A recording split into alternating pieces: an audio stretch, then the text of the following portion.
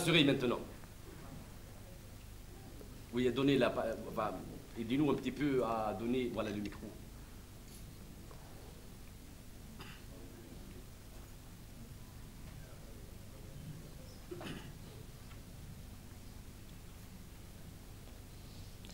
Présentez-vous, monsieur.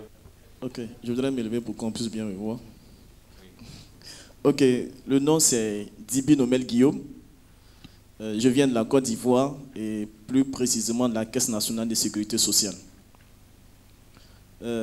J'ai écouté avec beaucoup d'attention votre exposé. J'ai deux préoccupations majeures. La première concernant un peu, vous avez fait l'exposé sur la loi applicable au contrat de la finance islamique. Étant donné que c'est un domaine pour lequel aussi vous avez la gestion, je voudrais savoir, vous, de par votre expérience, quels sont les points qui font l'objet de litige, les points qui, de manière récurrente, font l'objet de litige. Le deuxième point concernait, exemple, le compte participatif dont il a été fait mention. Je reviens dessus parce que j'estime qu'un investisseur a pour objectif quand même ou bien un gestionnaire qui a pour responsabilité d'assurer quand même la gestion d'un patrimoine qui lui est confié, devrait avoir pour obligation de garantir le capital qui est soumis à sa gestion. Par rapport à l'exposé qui a été fait, il est fait mention que dans le cas d'un compte participatif, l'engagement du gestionnaire n'est pas trop pris en compte, étant donné qu'il y a une possibilité aussi de pacte qui incombe à l'investisseur. Donc, je ne comprends pas bien cet aspect, parce que dans la présentation qui est faite, si nous devons rester dans ce schéma, je pourrais dire qu'on n'est pas loin des investissements en bourse. Des investissements en bourse pour des titres aussi qui sont risqués, parce que pour des titres pour lesquels on investit, certains titres où il y a des distributions de dividendes lorsqu'il y a un résultat, comment dirais-je, a posteriori. Donc je voudrais mieux comprendre la structuration vraiment de ce produit-là. Je vous remercie. Merci. Donc je préfère répondre aux questions au fur et à mesure, en fait, comme ça, peut-être pour les personnes qui ont des questions à poser sur le même... et de poser la question. La première question que vous avez posée, c'est la question de la nature des litiges qu'on a pu connaître. Je pense que, du moins en partant de notre expérience, nous avons au moins 3 catégories de litiges. Vous avez les litiges ordinaires, donc dans un contrat Ijara, le client ne paye pas. Et donc on tombe dans la déchéance du terme et le client, disons le preneur, est tenu de payer. Nous avons d'autres cas où c'est plus compliqué, où le client reproche justement la licéité de l'opération, notamment la question du leaseback, c'est-à-dire l'opération selon laquelle on achète un bien à un client et on le reloue au client selon le système Ijara, ce qu'on appelle le leaseback. Là, les clients, certains clients ont pu dire que c'est une opération contre l'esprit de la finance islamique, etc., et que apparemment c'est une opération occultée, et que réellement il n'y a pas d'investissement, etc. Donc le problème est là. Donc vous avez ces deux catégories. Bon, le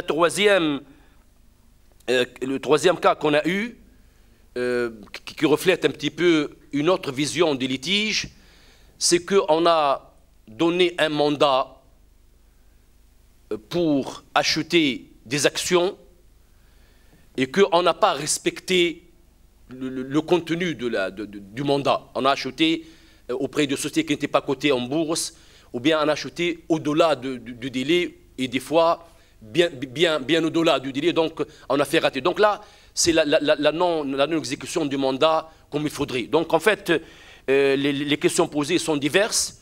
Donc 3 catégories: l'impayé ordinaire, la discussion quant à la licéité, là c'est grave, quant à la licéité de l'opération. Donc les clients maintenant deviennent de plus ou moins rodés en disant que l'opération comporte un problème qui n'a pas respecté la procédure, etc., et qu'une opération, elle est considérée comme étant occulte. Et troisième catégorie, non-respect du mandat.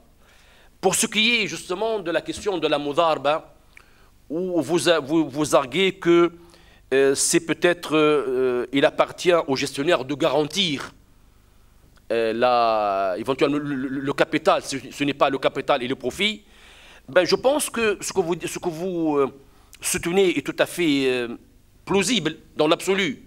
Si c'était une gestion en tant que mandataire, éventuellement, que dans la finance islamique, on ne peut pas cumuler le mandat et la garantie, parce que le mandataire, il agit au nom de la personne, sauf si le gérant ou bien le mandataire outrepasse ses pouvoirs. Dans le cas de la mudarba, ce sont les principes. La mudarba n'accepte pas à ce que le gestionnaire garantisse ni le capital, ni les profits. Par contre, la seule couverture, et d'ailleurs elle n'est pas moindre, la seule couverture de l'investisseur, c'est que si le gestionnaire commet une mauvaise gestion caractérisée, ou bien s'il outrepasse ses pouvoirs, là il est tenu. Mais la perte due à l'état normal d'un marché, ça sont les risques des affaires. Et si on va garantir l'investisseur, on aboutit à ce qu'on garantit les investisseurs et on néglige la loi du marché. Parce que celui qui a perdu en investissant, c'est que quand même la personne a fait son possible. Et donc la personne a agi en bon père de famille. Je pense que l'équilibre voulait que, d'une part, il faut sauvegarder les intérêts de l'investisseur et en même temps sauvegarder aussi la situation de la personne qui gère. Je vous remercie. Donc, on va passer à la deuxième question.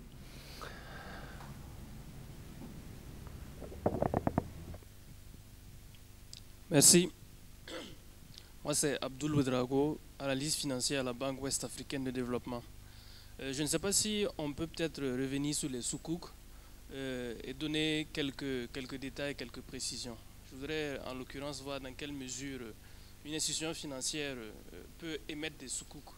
Est-ce qu'il faut avoir un pipeline de projets qui sont déjà financés à la base par des produits de finance islamique? Est-ce qu'il faut déjà avoir, est-ce que c'est un pipeline ou est-ce que c'est des projets déjà financés? Ou quels sont d'autres types de modalités ou d'autres prérequis qui pourraient être exigés à une institution financière pour pouvoir émettre des soukouks? Merci. Voilà, pour ce qui est justement des soukouks, et s'agissant d'une banque, pour schématiser, je vous donne un équivalent. Les soukouks seraient l'équivalent d'une titrisation. Pour schématiser, pour le conventionnel. Ça veut dire quoi? Ça veut dire que vous avez des actifs dans une banque conventionnelle, vous allez les mobiliser.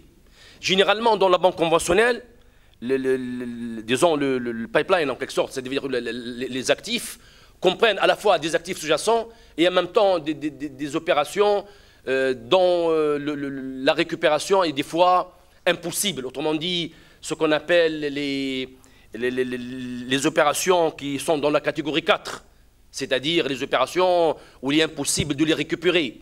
Vous avez aussi les opérations de comptes courants débiteurs. Et là, quand on fait avec la finance islamique, ces opérations-là ne sont pas éligibles au soukouk.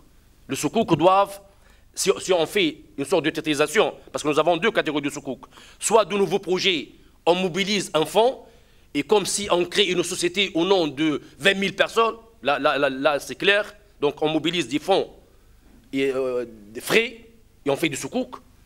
Ou alors, pour rapprocher le cas dans des banques, si on va mobiliser l'existant et faire l'équivalent d'une titrisation, c'est possible. Mais à condition d'avoir des opérations dont le rendement peut s'échelonner. C'est-à-dire sélectionner les opérations où il y a ijara.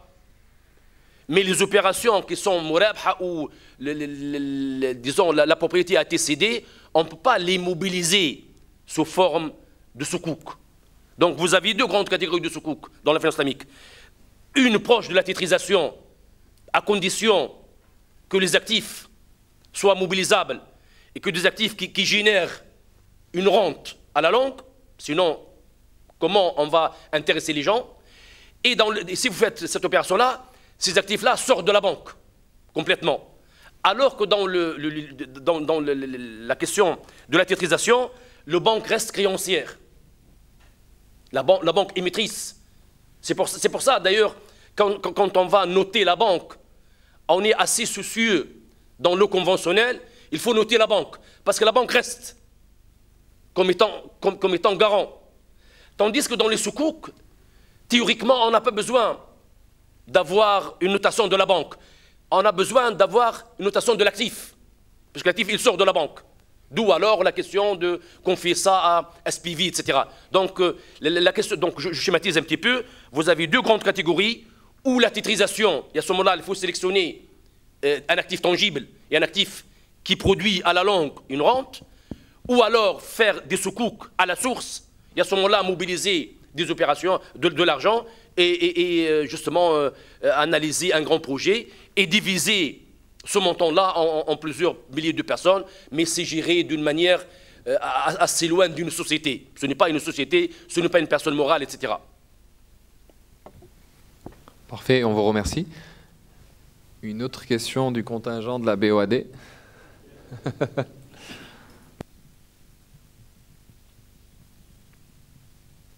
Merci, docteur. Donc, moi, je suis Charles Abeyaya, je suis juriste à la Banque ouest-africaine de développement. Il y a une préoccupation concernant le contrat Mourabara. Oui. Sur le contrat... Oui, tout à fait. Voilà, donc vous me confirmez. Donc, pour le contrat Mourabara, j'aimerais savoir, j'ai noté que c'est un contrat avec un contrat avec superposition de trois contrats, une promesse signalématique, un contrat d'achat et un contrat de vente. La première préoccupation, c'est de savoir, est-ce que ces trois contrats-là sont concomitants ou sont étalés dans le temps? Si c'est dans la seconde hypothèse, c'est-à-dire que ce sont des contrats successifs, il va se poser le problème des transferts de propriété et des risques. Et puis, dans un second temps, le problème de la comptabilisation des actifs, puisque dans le cas de l'achat, la banque achète un actif avant de la vendre, avant de vendre cet actif au client. Donc, comment est-ce qu'elle va traiter cette opération comptablement? D'abord, dans l'actif dans son bilan, et puis ensuite, la sortie de cet actif-là au profit du client. La deuxième préoccupation concernant le contrat Mourabara, en termes de garantie, généralement, lorsqu'on fait une vente, et je note que c'est une vente au client, et le paiement est étalé, échelonné. Donc, il va se poser le problème de, comme garantie, est-ce qu'on ne peut pas prendre la clause de réserve de propriété tant que mon client n'a pas totalement payé le prix? Est-ce que je peux insérer dans le contrat la clause de réserve de propriété au lieu de le faire supporter par une demande de garantie financière d'une banque? Voilà. Ensuite, dans le cas de la promesse signalématique, en cas de décès du client, est-ce que la promesse peut profiter à ses ayants droit? Ça a été conclu. Très bien. Merci. Voilà, s'agissant justement de la question de la morabha, notamment le contrat, généralement ça se fait en peu de temps. Généralement c'est ce concomitant, c'est-à-dire en fait la promesse et puis la livraison se font de manière concomitante. Et même si elles sont espacées, généralement entre la livraison et la conclusion du contrat, ça se fait pratiquement le même jour. Une fois le client a réceptionné par un télégraphe, le contrat se fait. Ça veut dire qu'on n'a pas cette possibilité d'avoir justement un laps de temps qui permet d'engager de nouvelles opérations telles qu'un grand risque. Mais rien n'empêche qu'un laps de temps de quelques jours est possible. Mais généralement, c'est de manière concomitante. Et d'ailleurs, il y a du vieux texte en matière fiscale qui vous dit que si vous achetez un immeuble et si vous les vendez dans les 24 heures, c'est un texte français qui date de 1913, vous allez dans les 24 heures, à ce moment-là, on a considéré qu'il y a une seule opération. D'ailleurs, il faut creuser ça. Si ça existe, ça pourrait être vraiment un auxiliaire qui aide un peu les banques islamiques. On a trouvé ça dans certains pays. Si la vente s'opère dans les 24 heures, on considère que l'opération n'est pas sujette à un droit de mutation. Bon. Pour ce qui est de la question de clause de réserve de propriété, là, l'Académie islamique de fiqh, justement, s'est prononcée sur la question et a considéré que la clause de réserve de propriété est une clause qui va contre la finalité du contrat de vente. parce que parmi les finalités du contrat de vente, il faut transférer la propriété. Mais comment protéger le créancier? Il a dit, vous prenez une hypothèque ou un nantissement. Mais il ne faut pas bloquer le transfert de la vente. Bon, il est vrai que c'est une solution, même si on prend une hypothèque, disons, la garantie est moindre que la propriété. Parce que si vous avez la propriété, même pas le fisc. Parce que là, si vous avez une hypothèque, les privilèges du fisc passent avant. Tandis que si vous avez la propriété, le fisc considère comme si la propriété n'a jamais été transférée. Et là, la question est claire. On ne peut pas bloquer le transfert de propriété, mais en contrepartie, ou bien l'apanage de la solution serait d'avoir une hypothèque ou un nantissement. Bon, pour ce qui est de la promesse, ça dépend du droit, en cas de décès. Certains droits la considèrent comme étant un simple engagement qui est personnel et qu'il n'est pas transférable aux héritiers. Parce que ce n'est pas, en lui-même, ce n'est pas tout à fait un droit tangible, mais c'est plutôt une sorte d'un droit qui n'a pas été encore créé. Bon, dans la finance islamique, la promesse n'est pas synalagmatique en fait. Parce que je vous dis que ça n'est pas synalagmatique, la banque ne s'engage pas à vendre et le client s'engage à acheter. Mais c'est plutôt que le client s'engage à considérer comme la clause de la promesse comme étant unilatérale. Mais elle est ferme, ça ne contredit pas. C'est-à-dire le client va dire que je m'engage fermement à acheter. Mais la banque ne dit pas je m'engage fermement à vous vendre. Donc la promesse n'est pas synalagmatique.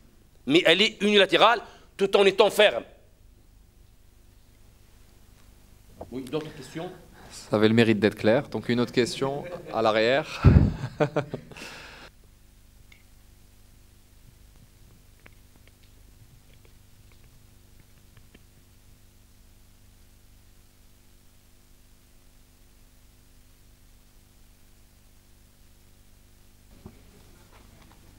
Pardon?